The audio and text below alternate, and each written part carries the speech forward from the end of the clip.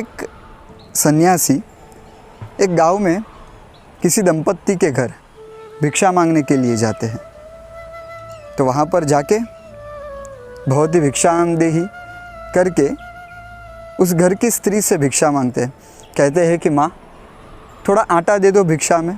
इसलिए उस घर की स्त्री ने अपनी जो वो चक्की होती थी पहले, जो पत्थर वाली, जो हाथों से घुमाई जाती थी और आटा निकाला जाता था, उस चक्की में थोड़े गेहूँ डाले और आटा निकालने लगी। वो जो सन्यासी थे उन्हें आटा पीसते हुए देख करके रोने लगे। स्त्री घबरा गई, तुरंत उठ के सन्यासी के पास गई, उन्हें हाथ जोड़ के प्रणाम किया और कहा कि महाराज आप क्यों रो रहे हो?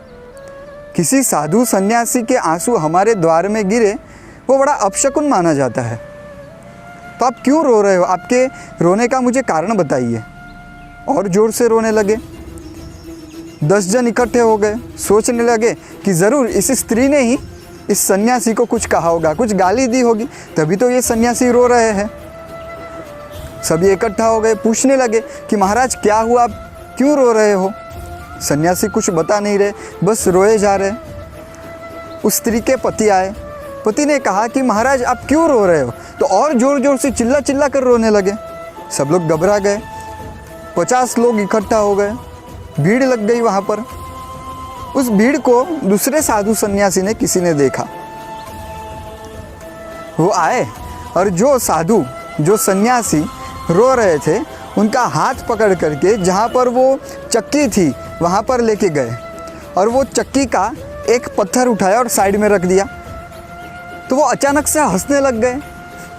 अभी ये दृश्य देख करके सभी को आश्चर्य हुआ कि ये क्या, पहले रो रहे थे, अचानक से रोना शुरू कर दिए और अभी अचानक से हंसना शुरू कर दिए।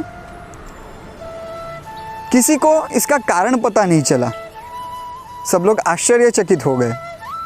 तो इसका कारण था कि जब उस सन्यासी ने देखा कि वो घर की स्त्री वो गेहूं को पीस रही है, तो वो दृश्य देख करके वो रोने लगे, क्योंकि उन्होंने देखा कि इतने अच्छे अच्छे गेहूं, इतने चमकदार गेहूं वो उस घंटी में जा कर के कैसे पीस गए।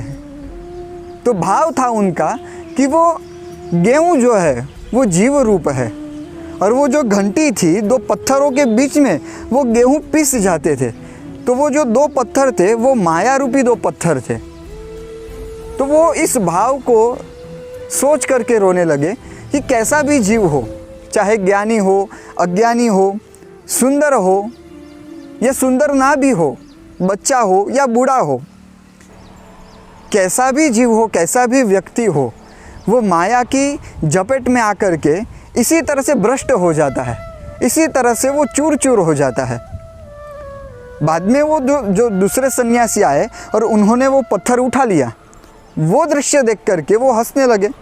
तो इसके पीछे का कारण था कि कुछ गेहूँ उस चक्की में जो कील होती है, उस कील के बीच में जाके अटक गए थे और वो गेहूँ आटा नहीं बने, वो गेहूँ वैसे के वैसे ही रहे। ये दृश्य देख करके उनके मन में भाव आया कि जो जीव, जो व्यक्ति भगवान की शरण में चला जाता है, भगवान के नज़दीक रहता है, वो कभी इस माया से भ्रष्ट नहीं हो पाता। तो ये भाव को सोच करके वो हंसने लगे।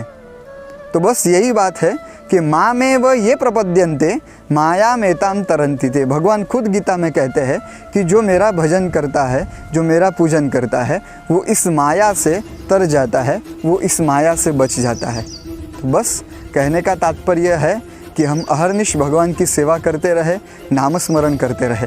जय श्री कृष्ण।